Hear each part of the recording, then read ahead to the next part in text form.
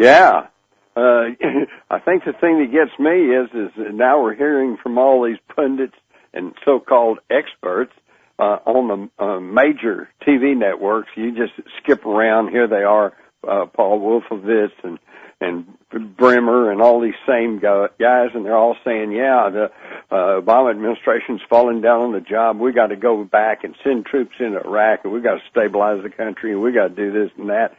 And what gets me is that none of these feeble-minded presenters on these shows seem to have the cojones to point out that, hey, you guys, aren't you the same bunch that told us that we had to go and knock off Saddam Hussein because he was within 6 weeks of building a nuclear bomb, and that there were weapons of mass destruction in Iraq, all of which turned out to be bogus, right? Yeah. So what should we do then? Well, frankly, I think we ought to go back and take the words of the founding fathers to heart, which is be friends and deal with every country in the world, but basically let them take care of their own problems. Right. You know, if they've got a dictator in charge and he's brutal and they don't like him, well, then that's their problem. Let them figure out what to do about it. What in the world? The thing that's amazing to me is that I heard John McCain blaming Obama for the situation in Iraq. I couldn't believe my ears. You talk about disingenuous. I mean, let's face it. I don't think the Obama administration has done a particularly good job in foreign policy in general or in Iraq. But that's not the problem. The problem is that we went in there and it was a damn stupid move. Exactly. And here's the thing. It's not like we didn't know. See, my war was the Vietnam War. Okay, that was when I was in the Army, and you go back and look at how Vietnam unfolded. It was kind of a process. It was a slow thing. You know, we had first we decided through Southeast Asian Treaty Organization that we had some kind of legitimate reason for going into Southeast Asia in the 50s, and after the French pulled out, and then in the early 60s we started sending military advisors in, and it wasn't until after the Kennedy assassination in August of 64 where we had the Gulf of Tonkin incident, and they passed the Gulf of Tonkin resolution that said, yes, we can go in and gave the president the authority to wage war, even though that abrogated the Constitution, which says only Congress shall have the power to declare war. And that's when Johnson sent in the Marines and ground combat troops, and that's when we really got the war going. So they kind of eased us into that one. But in Iraq, Scott Ritter, who was our own weapons inspector at the time, said they don't have any weapons of mass destruction. The International Atomic Energy thing, a part of the United Nations, they said no, they don't have any weapons of mass destruction.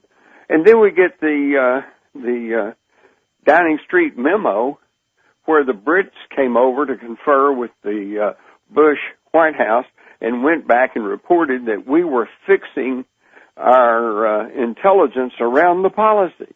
In other words, they had decided they were going to invade Iraq, and so they were concocting the evidence to support that. On some level, it seemed almost like a religious crusade, and with Tony Blair and George Bush both being very much conservative Christians, maybe that was what they were trying to do. And Bush said maybe an so. odd thing.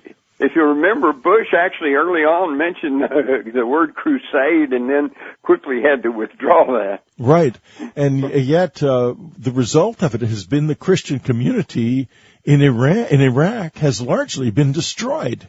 That's true. Yeah. So if they went in for that reason, they made a bigger mistake than we think, because there is no Christian community of significance in Iraq. Yeah, and we see the same thing happening in Syria.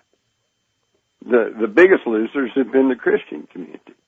So some of these super right-wing Christians who think that they're trying to either hasten along or help biblical prophecy, it seems like they're really counterproductive. Yep. Listen, Ann's got a question for you. Jim, it's not so much a question as a comment. I remember reading during the Vietnam War were actually meeting a soldier who'd gotten pretty shot up. And he said, we couldn't forget what we were doing over there. And interestingly enough, recently I read a survey where somebody went and talked to the soldiers in Iraq, and they said the same thing. They said, we don't know what we're doing here. Well, Ann, you may or may not know this, but do you realize for the past 2 or 3 or 4 years, the largest single cause of death of U.S. military personnel is not combat, it's suicide. Yes, and that's I true. did know that, but I bet you most people didn't. It's true. Now, why is that? Okay, 2 reasons. Number 1 is the fact that they have been medicating the U.S. troops. They just indiscriminately have been. This was even a big story in Time magazine a couple of years ago, where the military is hiring more and more psychiatrists, and they're writing script for more and more psychotropic drugs. Okay, and right there in the warning indications, it says leads to suicidal and homicidal tendencies. So that's number 1. And number 2 is the fact that you've got soldiers over there putting their life on their lines, living very, ugly and boring and dangerous life in the heat and the sand, and they don't even know why. World War II, we saw a lot of GIs that suffered from what they then called shell shock. Today they call it post-traumatic stress syndrome.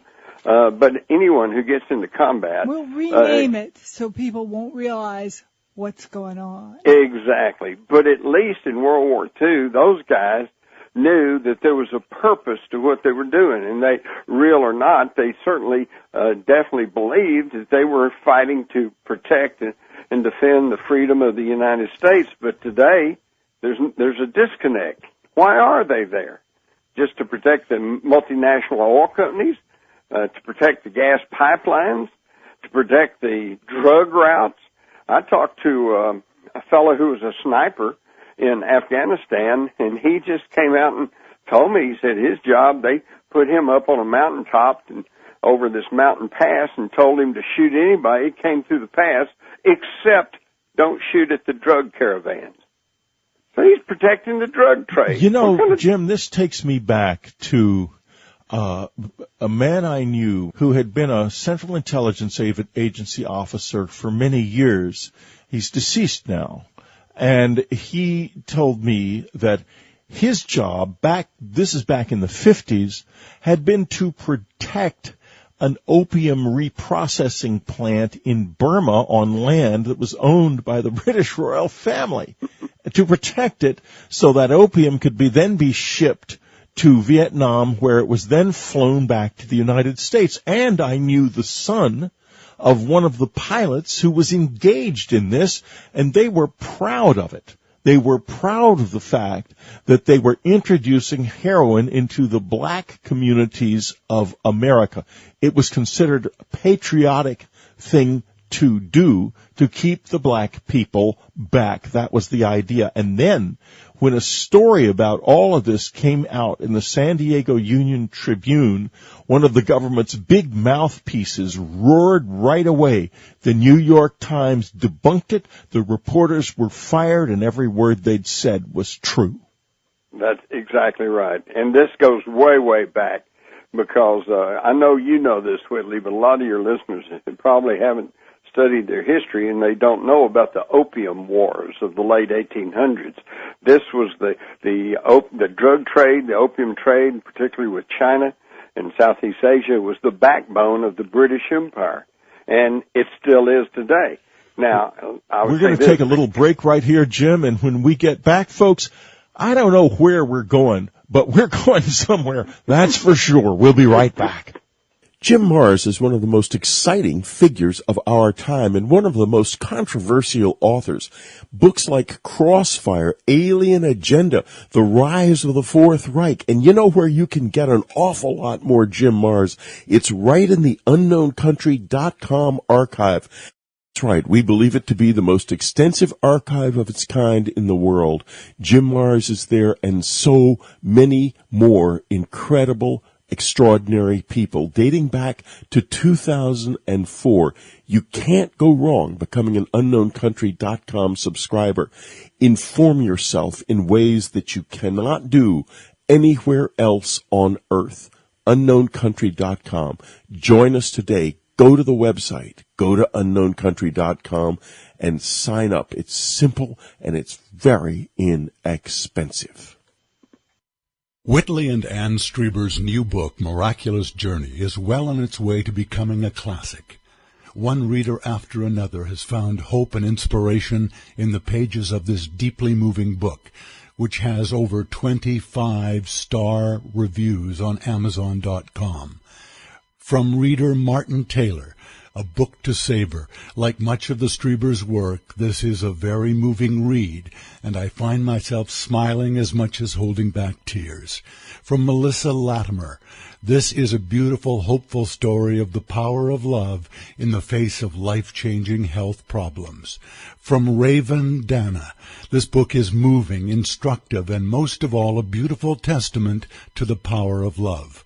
And from Catherine Cook, the authors guide us through their dark night of the soul with beautiful prose and truly inspiring insights that leave the reader feeling hope and joy. Reader after reader has taken Miraculous Journey into their heart, and you will too. Available wherever electronic books are sold for just $4.99. Now also available from Amazon and Barnes & Noble in hardcover and softcover. This is Whitley Strieber. I'm talking to Jim MARRS, and Strieber is with us, listening in and jumping in when she wants to. We're having a great time. Jim, let's go back to the Opium Wars. Yeah, well, that was the financial basis for the British Empire, and unfortunately it's one of the main foundations of the new American empire, or as I call in my book, the rise of the Fourth Reich, because Reich, by the way, in German, with a capital R.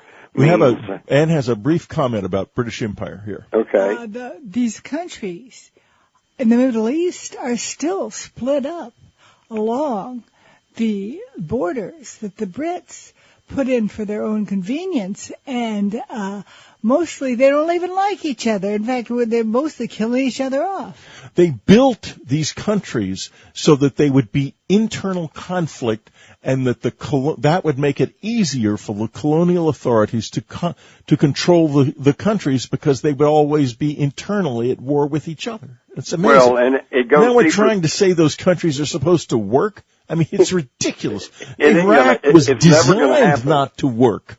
Yeah, it's not going to happen. And there's a deeper rationale there, which is this is the reasons the Russians invaded Afghanistan back in the 80s.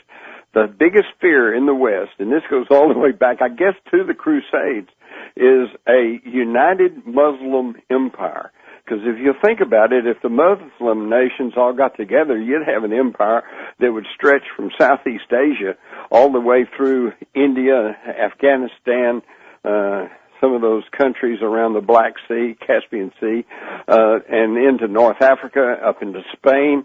And this has been a big danger for the West for centuries now. And as you say, when the British Empire had the chance, what they did was just artificially carve up some of these earlier nations, and so that they set it all up so there'd be internal strife.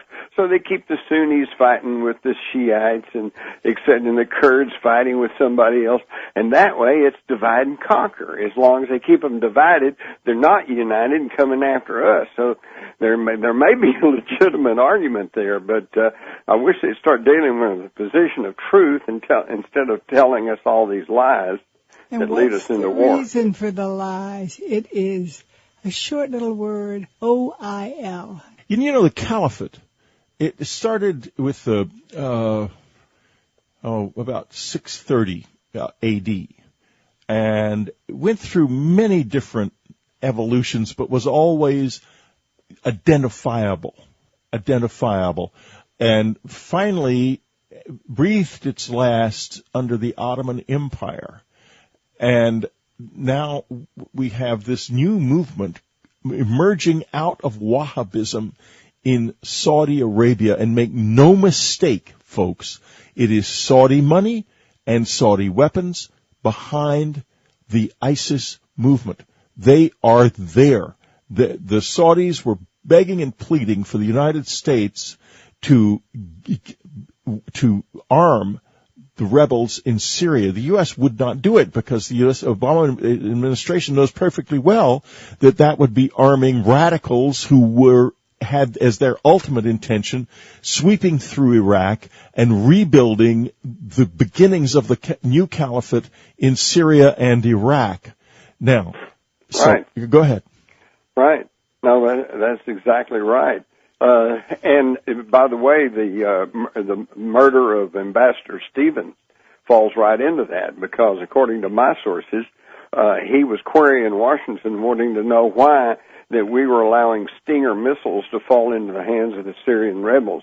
And it wasn't that it was just falling in there. In fact, in September of 2013, President Obama let it be known that he was negating certain sections of U.S. law which prevented people from selling weapons to known terrorist groups. And he said he was setting that aside because he wanted to arm the Syrian rebels.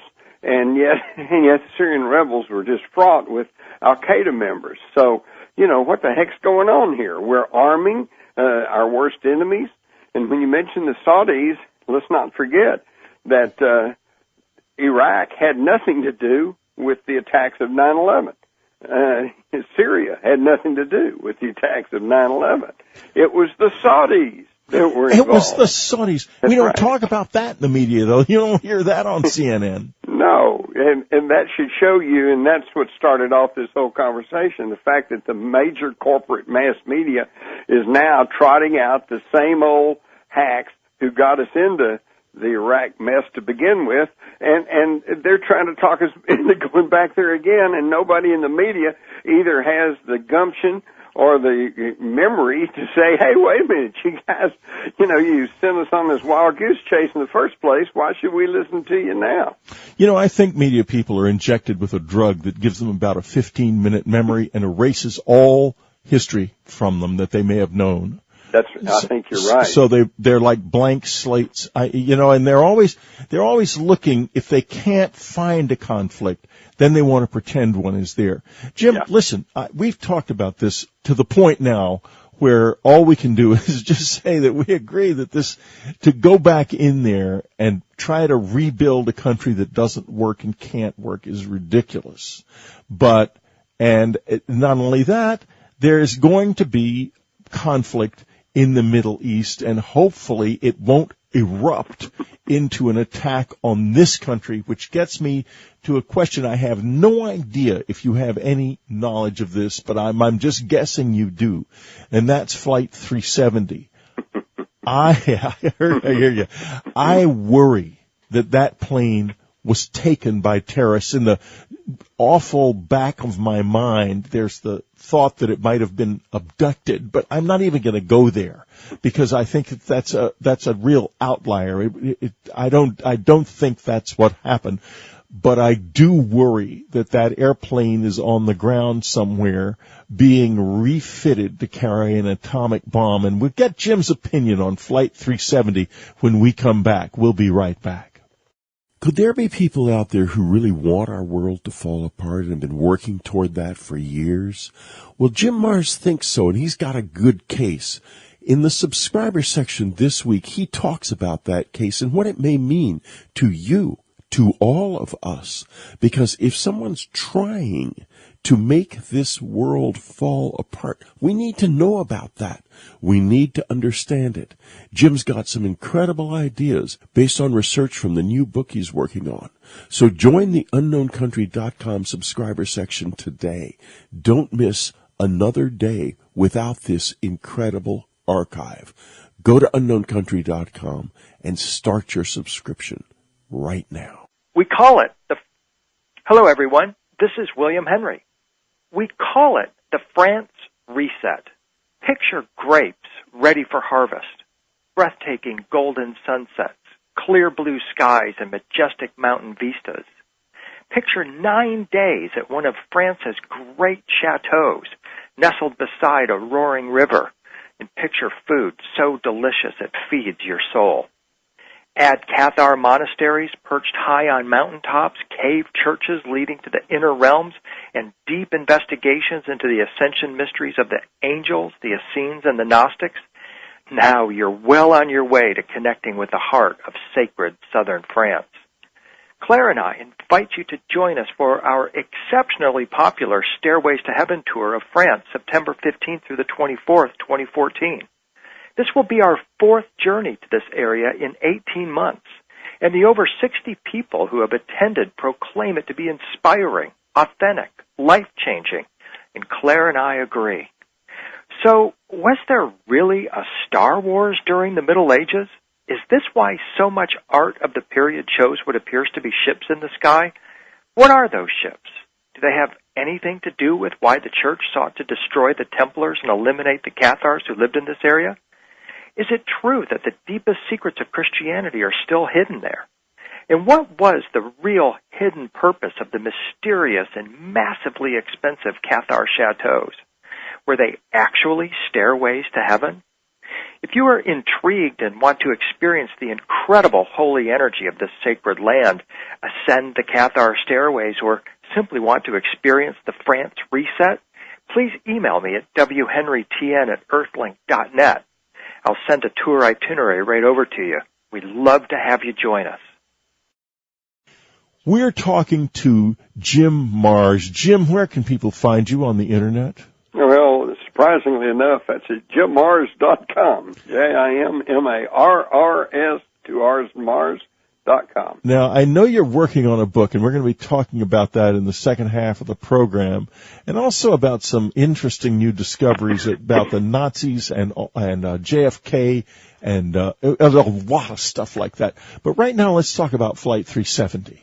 Well, to understand what happened to Flight 370, you have to understand the Global Hawk remote control technology that was used on 9/11.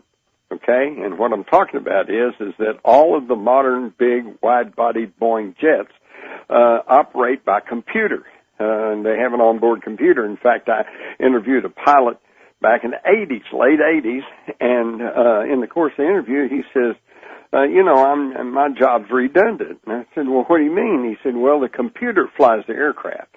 He said, I'm just there in case the computer breaks down. So once you understand these computers run the aircraft, then you can understand that if you can overpower the electromagnetic signal in that computer, kind of like a CB radio, if you're broadcasting on a CB radio and I have a more powerful transmitter, I overpower you. I step on you, and you're going to be hearing me and not you that's originally broadcasting. So that's kind of a simplification, but they can actually overpower the onboard computer remotely, take it over.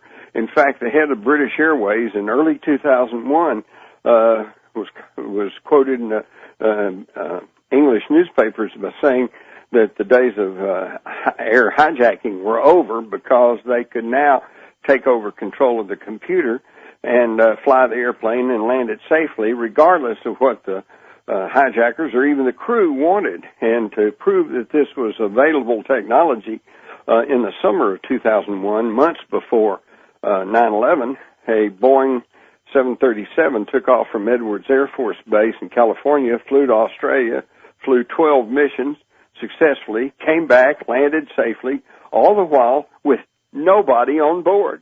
It was remotely controlled. And, of course, at the time of 9/11, nobody knew we had this technology to speak of. Today, you see ads on TV and at the movies for the Air Force, and they say, hey, come sit at this console at Fort Huachuca, and you can guide, pilotless drones over Afghanistan and bomb villages, And so everybody kind of knows we have this technology now, but we didn't know it on 9/11. But I did, and that's why when I heard that 4 separate airliners taken off from 4 separate airports with 4 separate hijack crews on 4 separate trajectories all had their transponders go off at about the same time, I said, that's impossible. I said, unless they were captured by remote control. And sure enough, the people who are knowledgeable of this, of course, have been trying to deduct where this control might have been, but I can even tell you that. Both over Manhattan that morning and over the Pentagon, a huge, large white plane was filmed and mentioned in the mainstream media, and this was an E-4B, the Air Force's Flying Command Center, which is an electronics-filled command plane that there's two in the air at all times in case there's a sudden first nuclear strike, and they were the ones that were controlling those airliners. Now, once you understand that, then you understand that the pilot of Flight 370 had a simulator program at his home computer, and on several of the scenarios, it was landing and takeoff exercises for Diego Garcia, our super secret base on a small atoll in the Indian Ocean and on a direct trajectory from the last time that Flight 370 was heard from. Now, so what's going on?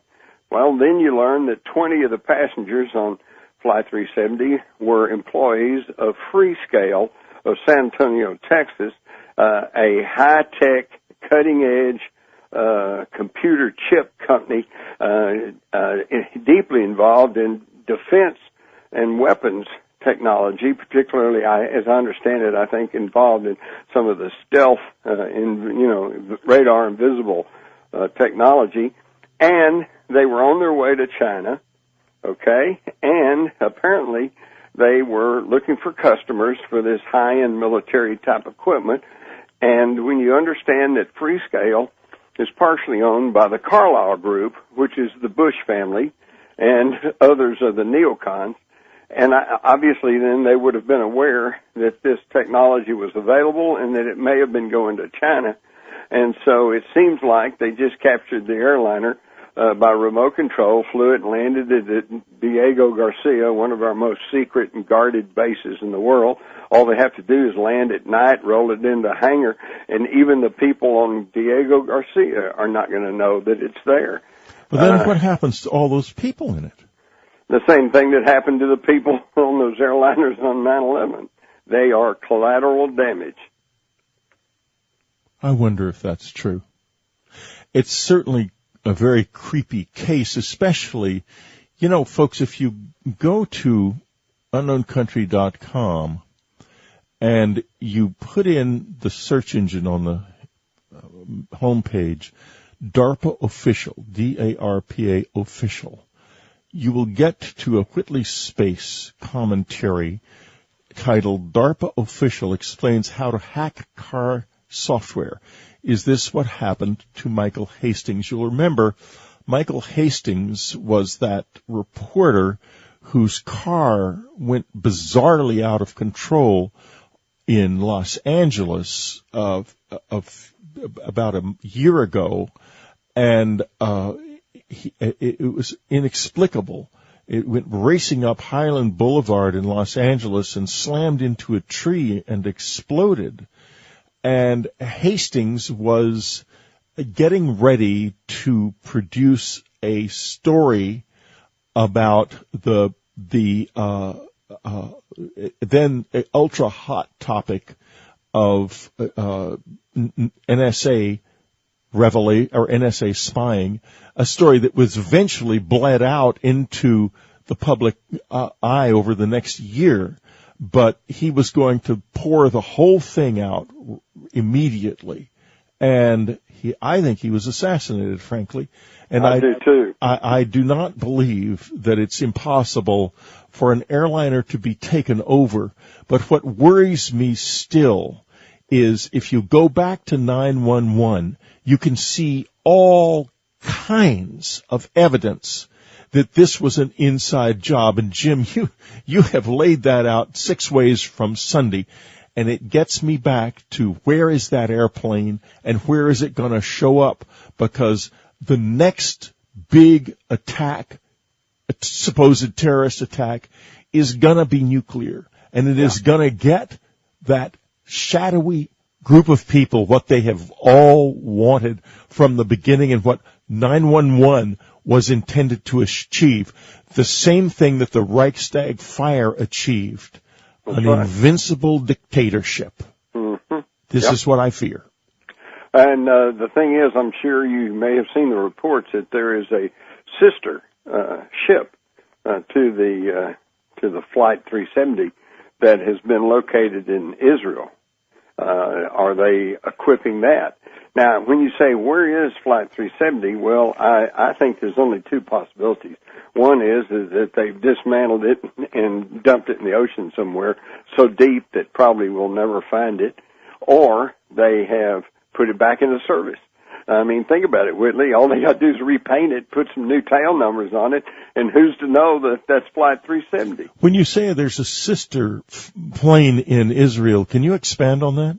Well, it's the same type of aircraft, and there were two of them made, and one of them has been located in Israel, and the concern is the very thing that you've just been mentioning yourself, which is that maybe that it's being groomed to go and as a false flag operation, set off some terrorist act somewhere and then blame it on the enemies of Israel and the United States. Well, with what's going on in Iraq now, with ISIS and so on and so forth, and I just think it's a terribly dangerous time. I think it's an ideal time for a major terror attack to take place, and if there is one, it is going to involve an aircraft, in my opinion, and it is going to take out one of three cities, New York, Washington, or Los Angeles, with Washington leading the pack. That would be the plum, followed by New York, followed by L.A. Jim? Well, Whitley, yeah, go ahead. I'm not sure I totally agree with you on that last part, and here's why. I agree with you right up to the point of naming those cities, but I think this time the attack will come in middle America because, number one, if they knock out Washington, D.C., there's a whole lot of people that would probably applaud that. And also then if it's New York or Los Angeles, you got people in the Midwest and in the Southwest and up in the Montana and Wyoming area, they'd probably go, oh, well, you know, that's what you get for living they in would those until places. they began to starve, because I'm talking about the economic side effects. Yeah, but what happens if they set off a nuclear bomb either by airplane or suitcase nuke, and, you know, there's several dozen of those missing, in, say, Des Moines or Omaha or someplace like that? Nothing then the happens whole to country me. I'm in goes, Los holy Angeles. cow, nobody's safe. Well, that's true. But the reason I favor Washington is I think this leads to a dictatorship. And if you take out Washington, then you leave a power vacuum that can be filled by a dictatorship. Yeah. And that's why my Washington is number one on the list. But Jim, when we get back and go into the second half of the program, let's talk about what you're doing now, where you are with your current books, because there's Jim, talk about exciting. This is an exciting guy. So those of you who are subscribers, be sure to download the second part of this, because we're going to get into some things about JFK that you don't know, coming from maybe the leading expert on JFK and his assassination. Something very, very strange happened back then, and it is directly, immediately relevant to our lives right now.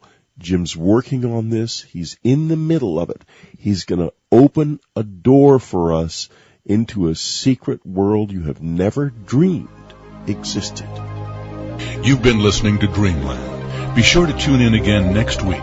Dreamland is brought to you by UnknownCountry.com and our family of subscribers.